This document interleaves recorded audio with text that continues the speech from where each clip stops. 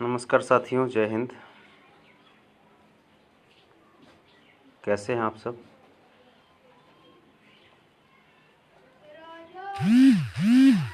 सबसे पहले इस लाइव के माध्यम से हम आप सबों को एक बहुत ही हृदय विदारक समाचार सुनाने जा रहे हैं। आप पोस्ट के माध्यम से आप सुने भी होंगे, जान भी रहे होंगे। भोजपुरी फिल्म जगत के बहुत ही मिलनसार चेहरा, बहुत ही गुणी व्यक्ति,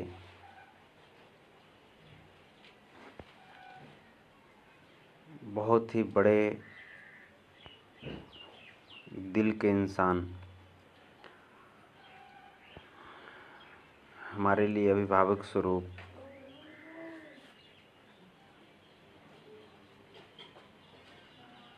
अभी तक विश्वास नहीं हो रहा कि क्या ये घटना सत्य है। बड़े भैया धनंजय मिश्रा जी इस दुनिया में नहीं रहे।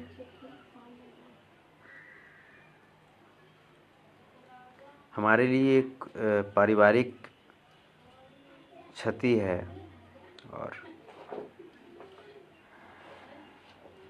क्या कह सकते हैं, जब भी अपनों की बात होती है इंडस्ट्री में, तो वैसे तो सभी अपने हैं, लेकिन उनमें से भी अगर मैं जब कभी मुसीबतों में जब आता था या कुछ सलाह लेने की ज़रूरत होती थी, तो कुछ ख़ास लोग हर किसी की ज़िंदगी में होते हैं। वैसे ही मेरी ज़िंदगी में उन ख़ास लोगों में धनंजय भैया का स्थान था। भोजपुरी जो आप आज के डेट में देख रहे हैं, जो आधुनिक भोजपुरी जो आप देख रहे हैं, आज तक की भोजपुरी को पहुंचाने में उनका बहुत बड़ा योगदान रहा। चाहे वो रिंकिया के पापा देख लीजिए, चाहे बगल वाली जान मारी ली, जहाँ से एक कमर्शियल भोजपुरी का दौर शुरू हुआ, और आज जिस मुकाम पे भोजपुरी है। बड़े बड़े फिल्म देख लीजिए, चाहे वो मनोज तिवारी भैया की फिल्म हो, चाहे वो दिनेश भैया की फिल्म हो, चाहे वो खेसारी भैया की फिल्म हो, पवन भैया की फिल्म हो,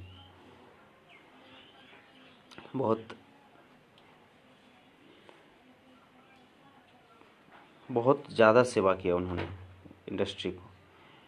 लेकिन जिस प्रकार उनका अंत हुआ, ऐसा कोई सोच भी नहीं सकता है कि ऐसे भी इतने बड़े इंसान और उनकी अंत कुछ इस प्रकार से होगी। मुझे जैसे ही जानकारी मिली, अरुण सिंह भोजपुरिया काका भैया के पोस्ट से मुझे जानकारी मिली, उसके बाद फिर मैंने अरुण भैया से भी बात किया। उसके बाद और भी लोग, कल्लू जी से भी बात हुई। धनंजय भैया के नंबर पे मैंने जब कॉल किया तो उनके जो बॉय हैं उनसे फिर बात हुई। जो भी जानकारी मिली उसके अनुसार काफ़ी कुछ सोचने पे मजबूर कर देती है दुनिया। इसीलिए मैंने आज के लाइव का शीर्षक भी लिखा, बाहर है दुनिया। बहुत क्या करेंगे दुनिया में, बहुत कुछ आप करना चाहते हैं, बहुत सोचते हैं दुनिया के लिए, ईमानदारी, इंसानियत। लेकिन जब इस तरह की घटना जब सामने आती है तो उसके बाद फिर ईमानदारी और इंसानियत पर भी प्रश्न चिन्ह लगने लगता है।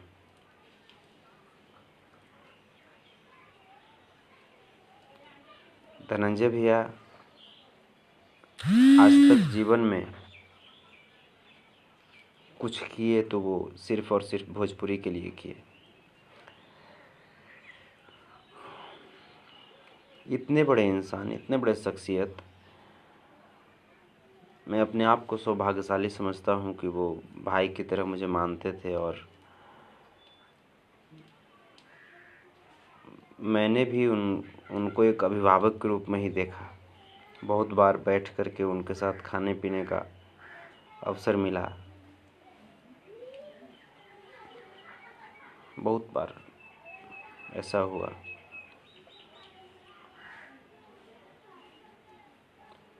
सीक्वेंस की जब बात करें भोजपुरी इंडस्ट्री में, तब बहुत सारे लोगों का नाम सामने आता है, लेकिन जब बात फोक म्यूज़िक की आती है तब कहीं न कहीं वो एक ही चेहरा सबको नज़र आते थे, वो थे धनंजय मिश्रा भैया। आज मैं वास्तविक रूप से कहूँ तो भोजपुरी बहुत ही अकेली हो गई है।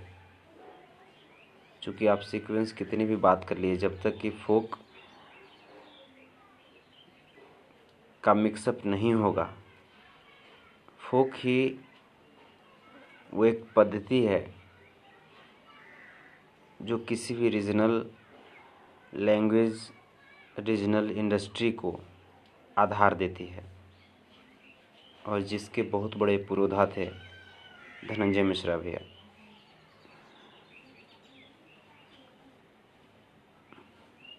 हमने अपनी पहली फिल्म, जो आप सबको पता है, उस फिल्म के लिए म्यूजिक डायरेक्टर के रूप में धनंजय मिश्रा भैया और मधुकर आनंद भैया के पास गया था और उनसे आशीर्वाद लिया। काफ़ी, क्या कहें, कुछ शब्द नहीं मिल पा रहे हैं उनके बारे में कुछ कहने के लिए। रात में उनका तबीयत ख़राब होता है, उनके लड़के बहुत सारे लोगों के पास कॉल करते हैं। संजोग कहा जा सकता है, उतने बड़े इंसान के लिए एक 4 व्हीलर की व्यवस्था नहीं हो पाई, चूँकि वो ऑफिस में थे, अपने घर पे थे नहीं। घर पे होते तब तो सारा कुछ हो जाता व्यवस्था। तो बहुत ही बड़ी ये हृदय विदारक घटना है, और इससे बहुत कुछ अभी सीख लेने की ज़रूरत है।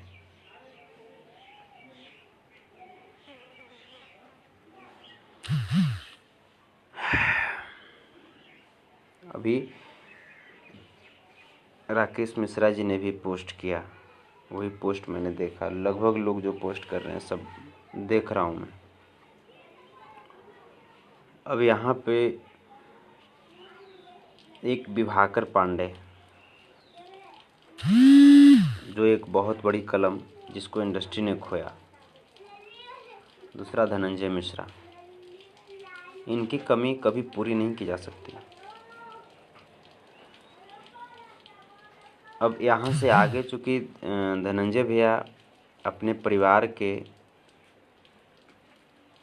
एक अकेला व्यक्ति थे जो अपने पूरे परिवार को चला रहे थे। यहाँ से इंडस्ट्री को कुछ सोचने की ज़रूरत है, मुझे ऐसा लगता है कुछ सोचने की ज़रूरत है। और मैंने बात भी किया है सीनियर लोगों से। मैंने धनंजय भैया से भी बात किया, मैंने कल्लू जी से भी बात किया, मैंने अरुण सिंह भोजपुरिया काका से भी बात किया, और मैं और भी लोगों से बात कर रहा हूँ। चूँकि आज धनंजय भैया हैं नहीं, तो ऐसी नहीं कि उनके परिवार की आर्थिक गति भी रुक जाएगी। उनके बच्चे जो पढ़ रहे थे, स्टडी कर रहे थे, आज उनके बच्चे की स्टडी जारी रहे। हम धनंजय मिश्रा को तो नहीं लौटा सकते, वो धनंजय मिश्रा जिसने जीवन ही दे दिया भोजपुरी को पूरा, हम उनको नहीं लौटा सकते। लेकिन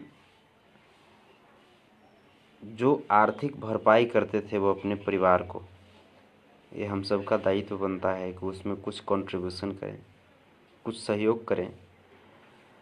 और उनके परिवार को आर्थिक इंसान के रूप में जो धनंजय भैया खड़े रहते थे अपने परिवार के बीच, उस धनंजय भैया को अनुपस्थित ना होने दें।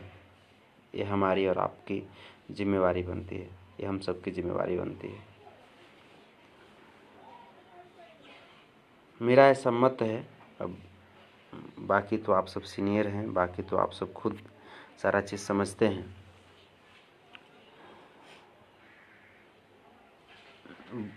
इस तरह की घटना दोबारा ना हो, इसके लिए भी कुछ न कुछ, चूँकि जितने भी हमारे भोजपुरी इंडस्ट्री में बहुत सारे विद्वान लोग हैं, आप सबका अनुसरण करते हुए हम भी धीरे धीरे इस इंडस्ट्री में कदम रखे हैं, आए हैं, और मुझे विश्वास है कि आप सब कुछ ज़रूर अच्छा कदम उठाइएगा। एक और जो कि इधर हम देख रहे हैं, एक और घटना है। भोला पासवान शास्त्री जी, स्वर्गीय भोला पासवान शास्त्री जी का नाम आप सब जानते होंगे। बिहार के 3 बार मुख्यमंत्री रहे, 1968, 1969 और 1971 में। 1972 में वे राज्यसभा के सांसद भी चुने गए, यहाँ तक कि सेंट्रल मिनिस्टर भी रहे। 1984 में उनकी देहांत हो गई। आप समझ सकते हैं कि जो 3 बार बिहार का मुख्यमंत्री हो, किसी सूबे का मुख्यमंत्री हो, उसका परिवार और उनके परिवार की आर्थिक स्थिति कैसी रहनी चाहिए, ये आप सब सोच सकते हैं। लेकिन ईमानदारी एक ऐसी बीमारी होती है दोस्त, ऐसी बीमारी होती है कि जो एक बार यदि इंसान में लग जाए तो फिर वो इंसान पूरी ज़िंदगी उससे अलग रह ही नहीं सकता। और वही बीमारी लग चुकी थी हमारे भोला पासवान शास्त्री सर के ज़िंदगी में। इतने बड़े बड़े पदों पर रहने वाले व्यक्ति जो 3 बार किसी सूबे का मुख्यमंत्री हो, बिहार जैसे अविभाजित बिहार, जिस बिहार में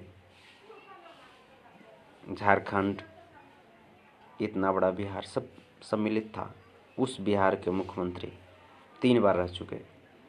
उनके परिवार आज दाने दाने को मोहताज हैं। लॉकडाउन में 2 वक्त की भोजन सही तरीके से उन्हें नहीं जुट पा रही है। आप समझ सकते हैं। जिस पंचायत में पूर्णिया के रहने वाले थे, पूर्णिया के बैरगाछी उनका गांव था, आप समझ सकते हैं कि उनकी इस परिवार की दुर्दशा वहाँ के मुखिया, वहाँ के जनप्रतिनिधि को ऐसा तो नहीं है कि उनको पता नहीं होगा। कितना शर्म आता है कि जब एक 3 बार जिसने हमारे बिहार को संभाला पूरी ईमानदारी से, उस व्यक्ति के परिवार को, उनके परिजनों को हम 2 वक्त की भोजन नहीं चला पा रहे हैं। बहुत ही शर्मनाक बात है वहाँ के मुखिया जी के लिए, वहाँ के जितने भी जनप्रतिनिधि हैं, और यहाँ तक कि बिहार सरकार के लिए भी। कैसे कोई व्यक्ति ईमानदारी से कार्य करेगा? लॉकडाउन जैसे ही ख़त्म होगी, हम उनके घर जाएंगे, पूर्व मुख्यमंत्री श्री भोला पासवान शास्त्री जी के घर जाएंगे, और अपने जो भी मेरी हैसियत है उस हैसियत के अनुसार जो भी हमसे बन पड़ेगा, हम आर्थिक मदद उनको करेंगे, जो हमसे बन पड़ेगा। क्योंकि भोला पासवान शास्त्री जी का कहीं न कहीं हमारे जीवन, आपके जीवन, हम सबके जीवन पे कहीं न कहीं उनका योगदान रहा है। वो हमारे मुख्यमंत्री रहे हैं। वो घर जो आज भूखा सो रहा है, जो आज भूखे पेट रहने को मजबूर है, उस घर ने हमारे सूबे को एक बहुत ही ईमानदार मुख्यमंत्री दिया, हमारे हिंदुस्तान को एक बहुत ही ईमानदार सेंट्रल मिनिस्टर दिया, राज्यसभा सांसद दिया। हमारी जिम्मेवारी है, हम जाएंगे, जैसे ही लॉकडाउन ख़त्म होगा उनके घर हम पहुंचेंगे और जो हमसे बन पड़ेगा 5,000 10,000 जो बन पड़ेगा हम उनके पास जा कर के उनको जो हमसे बन पड़ेगा करेंगे मदद। सरकार से भी अनुरोध है कि आप जागिए और प्लीज़ जागिए, जागना बहुत ज़रूरी है। एक और बातें जो कि आप देख रहे होंगे सोशल मीडिया पे काफ़ी वो वायरल हो रहा है। एक केरल में एक हथिनी के मुंह में बम फट जाता है। कुछ लोग अनानास में बम रख करके और हथिनी को खिला देते हैं, जिससे बम फट जाता है और हथिनी का मुंह पूरा जख्मी हो जाता है और अंततः वो आज इस दुनिया में नहीं है। वो हथिनी गर्भवती हथिनी थी। मुझे भी बहुत दुख लगा, क्योंकि आप किसी भी इंसान सजीव प्राणी, उनके अंदर भी जीव है और आप वो बोल नहीं सकती अपनी भावनाएं। हालांकि अगर हम लोग चाहें तो उनकी भावनाओं को पढ़ सकते हैं, जानवरों की भावनाओं को भी पढ़ सकते हैं, लेकिन इतना दुष्ट कार्य जो लोग भी किए, मैं घोर निंदा करता हूँ। नहीं करनी चाहिए। मानवता को शर्मसार किया जिसने भी किया। मुझे भी बहुत बुरा लगा। लेकिन मीडिया वाले भाई पे मुझे एक चीज़ तरस आया कि एक हथिनी के मौत को आपने जितना महत्वपूर्ण समझा, इसके लिए थैंक्स आपको। लेकिन गोपालगंज में जो ट्रिपल मर्डर हुआ उसको लेकर के आप सक्रिय इतना क्यों नहीं हुआ? हमने देखा कि ऋषभ पंत, विराट कोहली जी, उनके साथ साथ देश के बहुत सारे लोगों ने इस बात पे काफ़ी पोस्ट किया, ट्वीट किया हथिनी को लेकर के। अच्छा लगा मुझे कि आप मानवता दिखाते हुए आपने कम से कम एक पोस्ट किया। लेकिन मानवता क्या गोपालगंज ट्रिपल मर्डर में नहीं दिखानी चाहिए? गोपालगंज ट्रिपल मर्डर में आज तक उस विधायक की गिरफ्तारी नहीं हुई है, जिस विधायक के ऊपर खुद उस व्यक्ति ने आरोप लगाया, जिस व्यक्ति को गोली लगी हुई है और जिस व्यक्ति ने अपने माँ बाप और भाई को खो चुका है इस नरसंहार में। डीजीपी साहब श्री गुप्तेश्वर पांडे जी एक दिन लाइव आए हुए थे रात्रि में और बहुत ही प्रेम से बहुत सारी बातें कह गए कि मैं जातिवाद नहीं करता हूँ, मैं ये नहीं करता हूँ, वो नहीं करता हूँ, अगर जातिवाद मुझ में होती तो मैं, अगर ऐसी बात हो जाए तो मैं नौकरी छोड़ दूँगा। मैं कहता हूँ साहब नहीं, आपसे सर बहुत सारी उम्मीदें हैं। आप बिहार की उर्वरा मिट्टी में जन्म लिए हैं, बहुत सारी उम्मीदें आपसे। बस इतना सा कहना है कि इतनी बड़ी आरोप लग जाने के बाद आप विधायक को गिरफ्तार क्यों नहीं कर रहे? उनका एक चीज़ और कहना था कि शक के आधार पे अगर गिरफ्तार करेंगे विधायक जी को तो इधर जेपी को भी गिरफ्तार करना पड़ेगा। मैं कहता हूँ सर, आपकी ही कानून, आपकी ही प्रशासन, जब किसी दो व्यक्ति में मारपीट होता है, मर्डर की बात छोड़ दीजिए, किसी दो व्यक्ति में मारपीट होता है तो एक व्यक्ति के कहने पे आपकी प्रशासन, आपकी पुलिस आकर के दूसरे व्यक्ति को गिरफ्तार करती है। आप ही की कानून है ना, आप ही की प्रशासन। सिर्फ मार पीट में एक व्यक्ति अगर चोटिल हो जाए और वो कहे कि मुझे पीटने में ये था या मुझे ये पिटवाया है, मेन साजिश करता ये है, तो आप जाकर के उसको गिरफ्तार करते हैं। फिर गोपालगंज मुद्दे पे ऐसा क्यों नहीं हुआ? आज आप बोल रहे हैं कि अगर ऐसा हो तो हम अपनी नौकरी से इस्तीफ़ा दे दें। सर, ये तो पीछे हट करके और कहीं ना कहीं आप अपने आप को कमज़ोर साबित कर रहे हैं सर। पहले दिन ट्रिपल मर्डर होता है सर, नरसंहार टाइप का।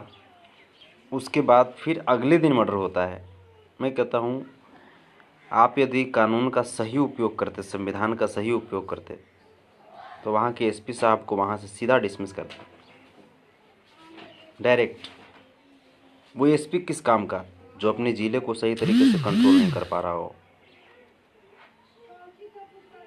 क्या आपको नहीं लगता गुप्तेश्वर सर एसपी साहब की भी मिली भगत है? बहुत ही दर्दनाक और भयावह ये घटना। और एसपी साहब क्या कर रहे थे? लगातार मर्डर पे मर्डर, मर्डर पे मर्डर, मर्डर पे मर्डर। एसपी साहब भोज खा रहे थे क्या? एसपी साहब का आँख सोया हुआ था क्या? या एसपी साहब के कान बंद हो चुके थे?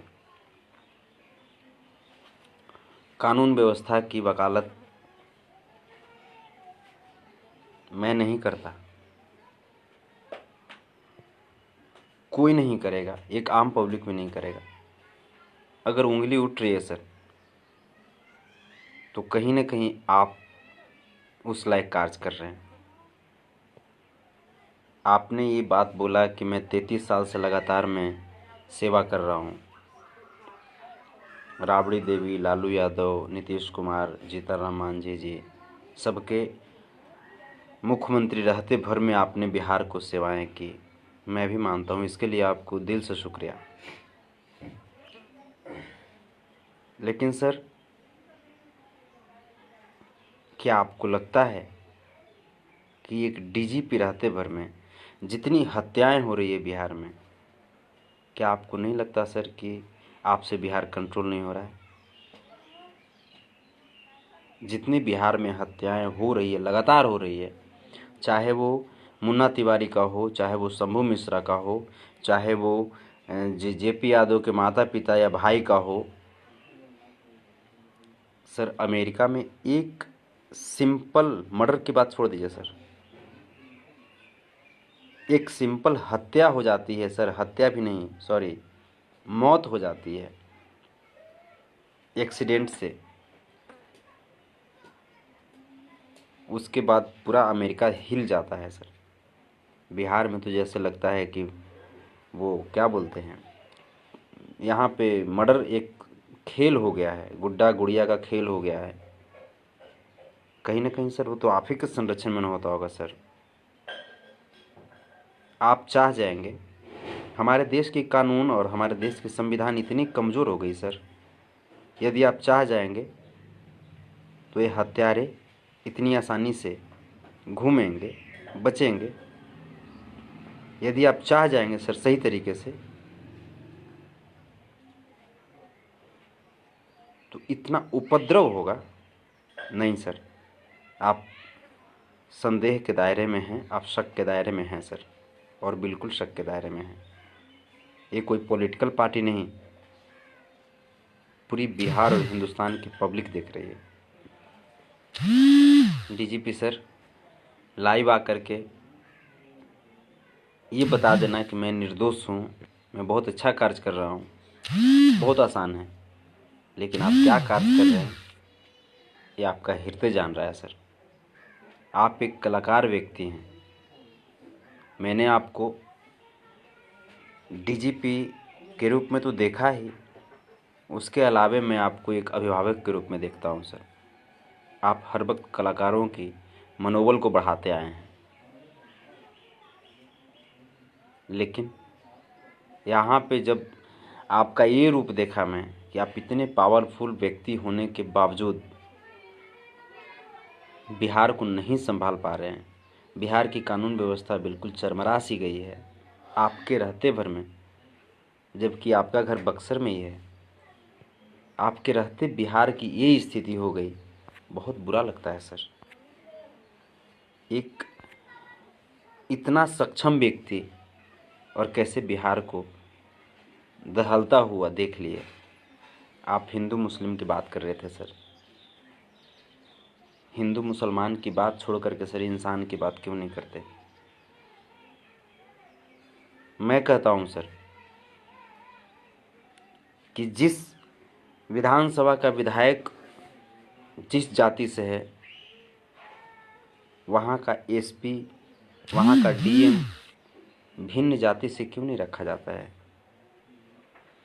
शक क्यों पैदा हुआ? क्योंकि गोपालगंज ट्रिपल नरसंहार, गोपालगंज जो नरसंहार हुआ उसके आरोपी जो हैं वो पांडे हैं जाति से। वहाँ के जो एसपी साहब हैं मनोज कुमार तिवारी, वो भी ब्राह्मण हैं। आप भी ब्राह्मण हैं सर, कैसे हम नहीं सोच सकते कि आप जातिवाद कर रहे हैं? सोचना सर लाजमी है। और यदि आप जातिवाद नहीं कर रहे हैं तो फिर इसको क्या बोलते हैं सर? जब किसी को गोली लगा हुआ है, जो अपने माँ बाप और भाई को खो दिया है, वो व्यक्ति आरोप लगाता है कि फलाना व्यक्ति के इशारे पे हुआ है। आप उस व्यक्ति को उसके पद का बेनिफिट देते हुए उसे गिरफ्तार नहीं करते। इसको क्या बोलते हैं सर? आप कैसे जनता को आप विश्वास में लेंगे? 13 करोड़ बिहारियों को कैसे आप विश्वास में लेंगे? कैसे शक नहीं उठेगा आपकी वर्दी पे सर? कैसे आपके जो सोच है, आपके विचार हैं, जो आपके मंसूबे हैं, उस पर शक नहीं उठेगा सर? शक उठेगा सर, और बिल्कुल शक उठेगा। कहीं ना कहीं सर आप जातिवाद कर रहे हैं। आपके कहने और ना कहने से सर ऐसा नहीं कि लोग मान लेगी, ऐसा नहीं है।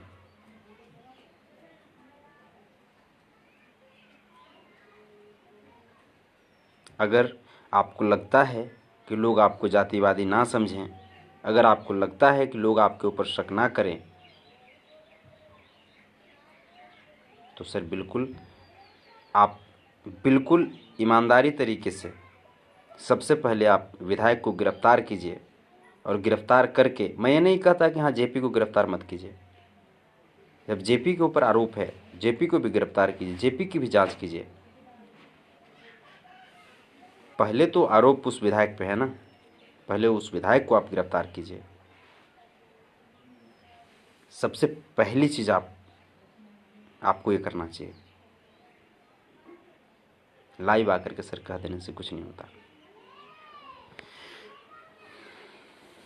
बिहार सरकार से और मैं क्या कहूँ? बिहार सरकार तो अंधी गूंगी बहरी हो चुकी है पूरी तरीके से। जितने भी लोग हैं सब लोग से बस यही बात मैं कहना चाहता हूँ, जागे रहिएगा इस अत्याचार के खिलाफ, अन्याय के खिलाफ, और बिल्कुल जागे रहिएगा, वरना कब क्या हो जाएगा कुछ पता नहीं चलता है। यहाँ तो बोलना भी एक बहुत बड़ा घोर पाप हो जाता है। जब आप कुछ बोलिए तो लोग तरह तरह की बातें उसमें निकालने लगते हैं। जागे रहिएगा, और मैं तो बिल्कुल जागा हुआ हूँ। और जब तक कि जेपी खुद अपने मुंह से नहीं बोल देते हैं, जब तक कि जेपी की माँ बाप के हत्यारे का पता नहीं चल जाता है, उन्हें सज़ा नहीं हो जाती है, तब तक हम नहीं बैठ सकते।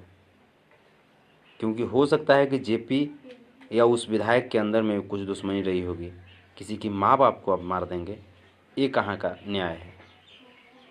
ये कहाँ की बात हो गई? किसी की माँ बाप इतना सस्ता है क्या जो आप किसी के माँ बाप को मार देंगे? इससे भी बदतर कोई, इससे भी घटिया कोई कांड हो सकता है क्या? क्या गलती किया था उसके माँ बाप ने? क्या उसके माँ बाप ने कहीं गोली चलाने गया था? और ये बोलते हैं, ये साहब डीजीपी सर बोलते हैं कि उसके पिताजी ने ईंट फेंका था उसके ऊपर। अरे सर, आपकी भी माता जी हैं, आपके भी परिवार हैं सर, आपके भी परिवार में बुजुर्ग लोग होंगे, आप भी बुजुर्ग हो चले सर। क्या आपको लगता है कि बुजुर्गावस्था में कोई व्यक्ति ऐसे करेंगे?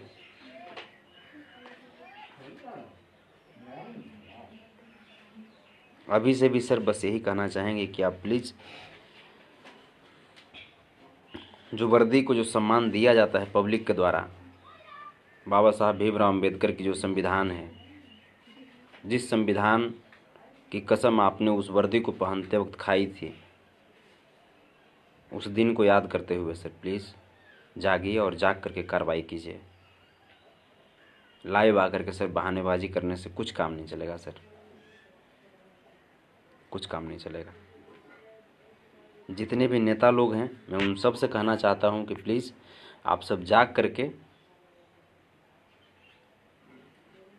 और इस मुद्दे को जगा करके रखिए, दोषी को जांच में पकड़वाइए, गिरफ्तार करवाइए और सज़ा दिलवाइए।